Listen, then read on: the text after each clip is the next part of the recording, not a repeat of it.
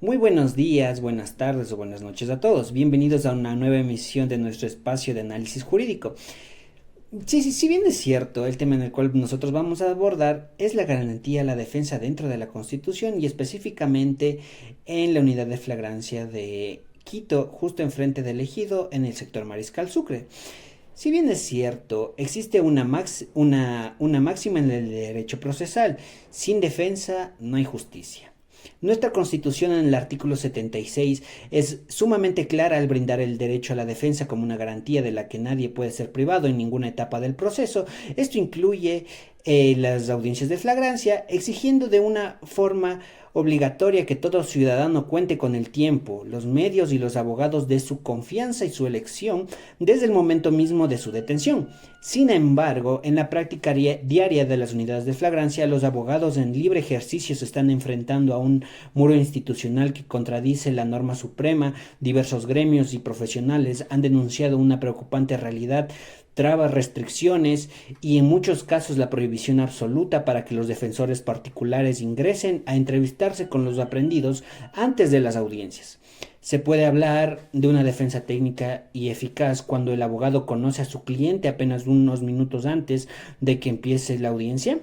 ¿Qué pasa con la paridad de armas frente a una fiscalía que sí tiene acceso total desde el inicio? Esta sutil pero grave forma de indefensión no solo afecta al procesado, sino que atenta contra el ejercicio digno de la abogacía para debatir y analizar ese panorama que hoy nos acontece. La doctora Jessica Payo, con quien nos analizaremos a fondo qué está pasando en los filtros de seguridad de flagrancia y cuáles son las vías legales para frenar esta vulneración. Doctora, bienvenida y gracias por estar aquí. Para entrar en materia, empecemos. Dígame, ¿quién es usted? ¿Cuál es su trayectoria? ¿Y qué es de esto que tanto hablamos de las flagrancias? Muy buenas tardes con todos, con todo el público presente. Mi nombre es Jessica Payo, abogada particular en el libre ejercicio ya durante 3 años, magíster en Derecho Procesal Penal y a su vez pues mi ardua experiencia en lo que es el ámbito de las flagrancias, ¿no? Una audiencia de calificación de flagrancia se determina dentro de un delito cometido en las 24 horas y el procedimiento del mismo. Eso, Mike. Listo, doctora. Respecto a lo que nosotros, el punto en el cual nosotros más queremos tratar aquí es respecto a las restricciones que existe para los abogados para poder ejercer su trabajo, si bien es dicho, en lo que son las entrevistas, conocer a sus posibles clientes o incluso entrar únicamente a la unidad de flagrancia. ¿Cuál es su experiencia respecto a estas medidas nuevas que ha tomado, si bien es cierto, la autoridad competente, según se sabe? Ya, bueno, Mike, para comentarle en un caso en concreto, yo trabajo en la ciudad de Quito, específicamente en la unidad de flagrancia que queda cerca del Parque del Ejido, en La Patria y 9 de octubre. Dentro de esta unidad puedo contar a viva voz que existen bastantes vulneraciones de derechos. Empezamos desde que casi supuestamente el primer filtro, ¿no?, al que debemos pasar los abogados particulares es por custodia de los agentes policiales, en el cual debemos coger y nosotros primero presentar nuestra credencial, llevar a un familiar con nosotros para que nos permitan el acceso hacia la persona que se encuentra prendida. Ahora, si usted no se encuentra junto al familiar, no le van a permitir tener esa entrevista preliminar, esa entrevista que para nosotros como abogados particulares es de suma importancia, ya que nosotros tendríamos recién ahí un panorama de cuál fue la situación que ocurrió y así nosotros poder crear una estrategia de defensa, poder tener, como mencionaba anteriormente, una igualdad de armas para poder nosotros defender a nuestro cliente en esta situación. En el segundo filtro sería de que ellos se comunican, como le comento, con los guías penitenciarios, le preguntan a la persona si es que quiere un defensor público o un defensor particular, cuando no debería ser el procedimiento. Si un familiar le contrata un abogado particular, no debería existir esa pregunta, sino más bien la facilidad y el acceso de que solamente les suban a la partecita donde nosotros podemos entrevistarnos con los detenidos y poder así tener el diálogo que le comento, Mike. Es más o menos la situación que está ocurriendo dentro de la unidad de flagrancia. Nos han comentado por qué pasa esta situación. Supuestamente, como le decía, es un reglamento que supuestamente es entre el jefe de la unidad policial, el jefe de guías, la coordinación de la Defensoría Pública y a su vez la coordinación de la unidad de flagrancia. Reglamento que hasta el día de hoy como abogada particular no me han permitido ver, visualizar, es simplemente que dicen existe. Es todo lo que podría manifestarle. Claro, entonces esta susodicha incluso motivación que estas personas tienen prácticamente es inevidenciable respecto a lo que usted me acaba de comentar. El reglamento, si bien es cierto, no es tangible y tampoco se sabe a ciencia cierta si es que es legítimo, porque si bien es cierto, la unidad está violando muchos derechos, incluso respecto al derecho de la defensa, respecto a no dejar a los abogados particulares pasar a entrevistarse con sus detenidos. Pero si bien es cierto, quisiera consultar con usted, claro, si es que esta arbitrariedad es únicamente con ciertos abogados o existe algún favoritismo dentro de esta unidad de flagrancia. Eh, Dentro del Ecuador es lamentable saber que aquí se mueve lamentablemente con el padrinismo, lo llamaríamos, ¿no? De que sí existen ciertos guías penitenciarios, ciertos agentes policiales que trabajan con abogados específicos, a los cuales no se les pide, por ejemplo, esa información de que familiar o algo. Inclusive hay veces que son contactados por vía telefónica y se les da el acceso con más facilidad, como también habemos abogados que tenemos que seguir el reglamento normal. Entonces sí, podría decirse que existe un cierto favoritismo dentro de la unidad de flagrancia, dentro de la mayoría de las unidades de lo que es la ciudad de Quito. Listo, mi doctora. Usted como magíster que pasa el día a día en este tipo de situaciones, ¿nos podría contar una de sus experiencias más vívidas respecto a esto? Es decir, ¿qué situaciones ha pasado dentro de su libre ejercicio?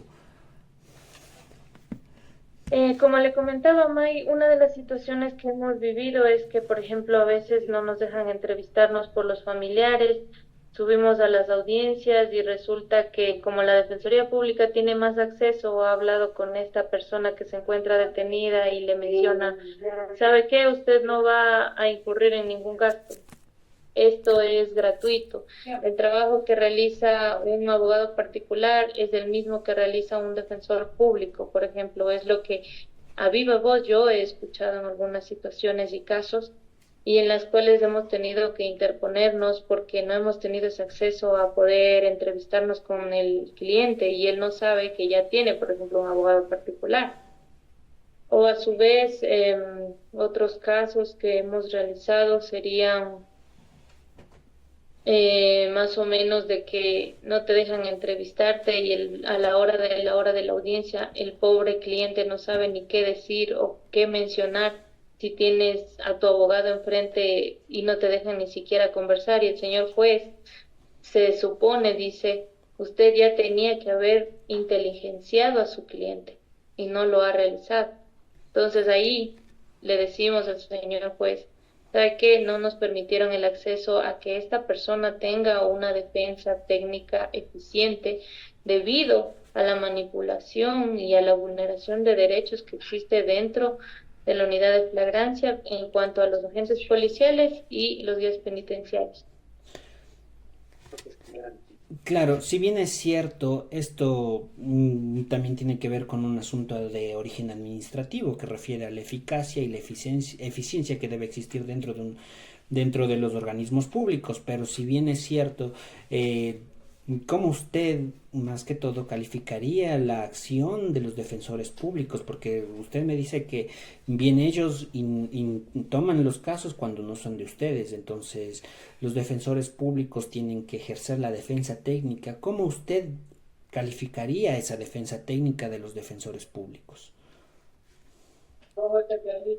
Si bien es cierto, May, yo no puedo hablar mal, hay defensores públicos excelentes, como también hay defensores públicos muy deficientes que, como sabemos, muchas de las veces ingresan a las unidades es por el padrinismo mismo que conversamos, ¿no? Es una realidad latente que conocemos a viva voz los abogados. Entonces, a su vez también la deficiencia de la Defensoría Pública es por el colapso laboral que la misma tiene, ¿no? Los abogados defensores públicos pueden tener, a diferencia de los abogados particulares que tenemos, qué sé yo, unos 10 casos, unos 10 expedientes y ellos tendrán unos 100. Entonces, es un colapso total para poder ejercer una buena defensa técnica. Muchas de las veces me ha tocado a mí eh, que vienen defensores públicos y dice, doctora, ¿tiene esta audiencia tal vez? Y le mencionamos sí, y el defensor público, muchas gracias, porque tengo 3, 4, 5 audiencias más y tengo que prepararme para estas y sería un alivio total que usted me quite una audiencia por lo menos.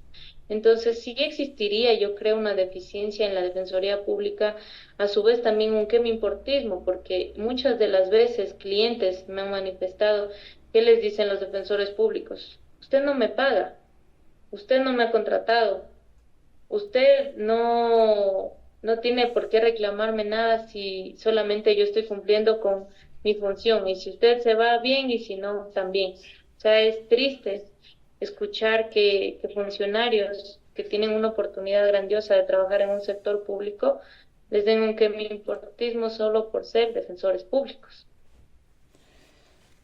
Claro, doctora. Y bueno, en su ardua labor y trabajo quisiera consultar si es que estas acciones de los defensores públicos, si bien es cierto, un abogado puede coger el caso en cualquier etapa del proceso, puede cambiarse uno de abogado porque ya es de su elección, ¿a usted qué consideraría que estas acciones hechas por los defensores públicos, que se pueden calificar incluso de ineficientes, como usted bien lo dijo, afectan al proceso, estas acciones ineficientes, ineficaces o incluso hasta veces mediocres? Claro, Mike, afecta porque todo tiene su etapa. Todo parte desde la audiencia de calificación de flagrancia. Entonces, un abogado desde la audiencia de calificación de flagrancia ya crea una teoría, arma una estrategia, que muchas de las veces dicen, no, lo importante es la etapa de la instrucción fiscal, pero dentro del sistema del SAT ya queda un antecedente, un precedente de, por ejemplo, qué mencionó esta persona. En la etapa de instrucción fiscal, si no se toma la importancia debida, como le menciono, si no se asiste a las diligencias, también estaría afectando el derecho a la defensa del cliente. Hablamos de, por ejemplo, la Defensoría Pública es una entidad en la cual puede asistir cualquier abogado que tenga o no tenga conocimiento de cómo va el proceso. Hablamos de que un día le toca al cliente versión, viene un defensor público y al siguiente le tocó una diligencia de identificación, viene otro defensor público. Entonces, no tienen el conocimiento de cómo va el proceso ni qué estrategia se va a armar, solo asisten por asistir.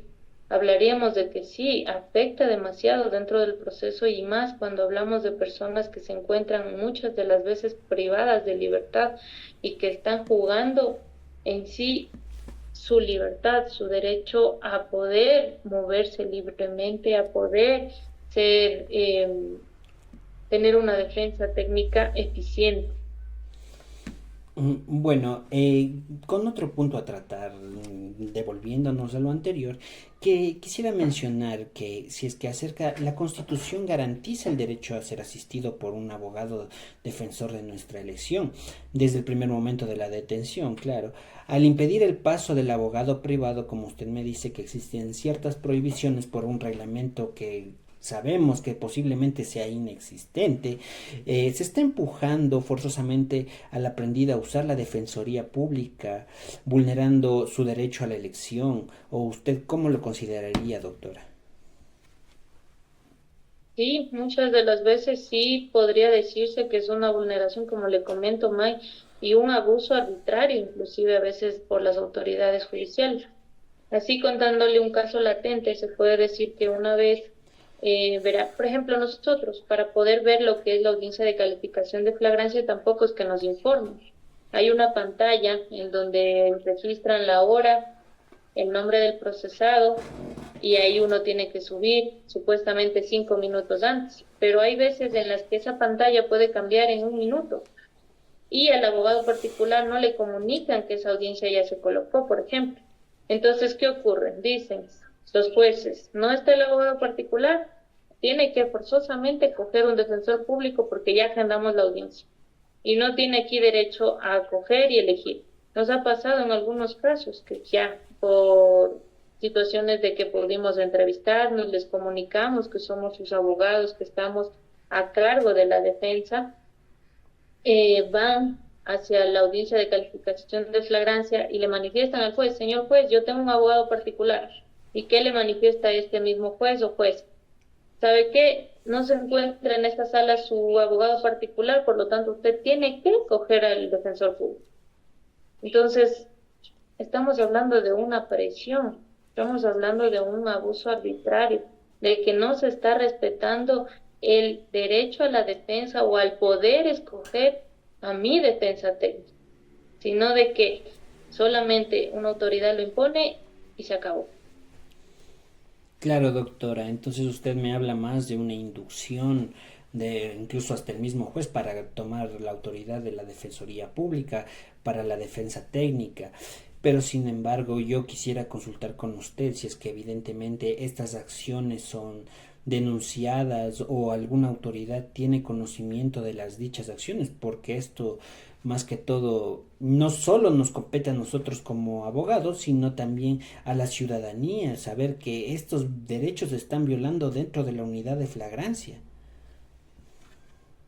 Muchas de las veces, Mike, por miedo a represalias, la mayoría no denuncia.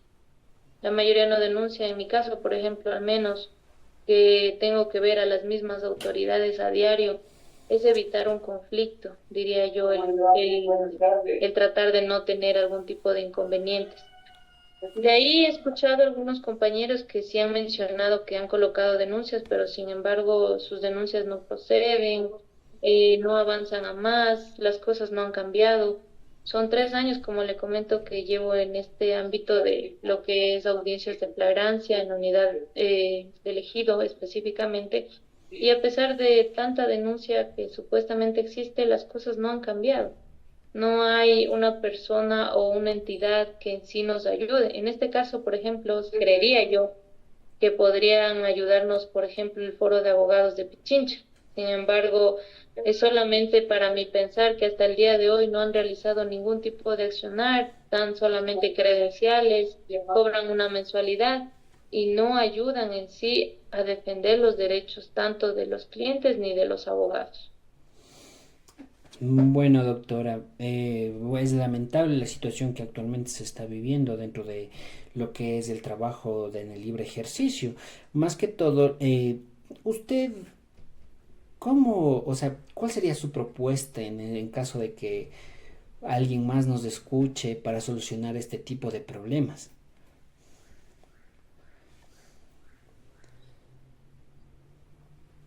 Creería conveniente dar una propuesta dentro de lo que es la asamblea y que puedan reformar o a su vez crear algún tipo de estatuto que defiendan también a los abogados, ¿no? Porque hasta el día de hoy no tengo conocimiento alguno de cuáles son realmente los derechos de nosotros como defensa. Detrás de la credencial del Consejo de la Judicatura dice que los abogados, le voy a leer textualmente, Mike. Dice,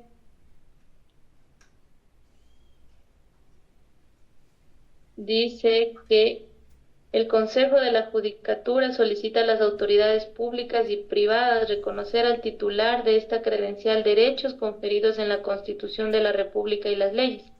Y a pesar de ser existente eso en una credencial, nunca hacen caso. O sea, yo creería conveniente, como le digo, crear una entidad que realmente proteja a los abogados, más que todo particulares, que seamos escuchados, alguna cuestión más o menos así. Pero como le comento, hasta el día de hoy ni siquiera existe un reglamento que pueda regular ni siquiera los costos de honorarios de las defensas técnicas. Bueno, cerrando con el espacio de esta entrevista, quisiéramos señalar, bueno, más que todo, que este sistema ha sido lamentable para más que todos los abogados particulares en el libre ejercicio, ya que nadie vela por ellos y nadie ha visto una manera de solucionar las acciones que ha tomado el Estado incluso, o la Defensoría Pública, o los mismos jueces en contra de personas que el día a día viven para trabajar para sus hijos, para sus familias, incluso hasta para ellos mismos. Y cerrando nuestro espacio del día de hoy, agradecemos profundamente a, a nuestra invitada muy valiosa, el análisis, y a todos ustedes por acompañarnos. Muy buenas tardes, doctora. Muchas gracias por la entrevista. A usted, May, muchas gracias. Saludos cordiales y no se rindan. El derecho es una profesión hermosa, con sus puntos buenos y malos, pero demasiado bello. Muchas gracias, doctora. Hasta luego.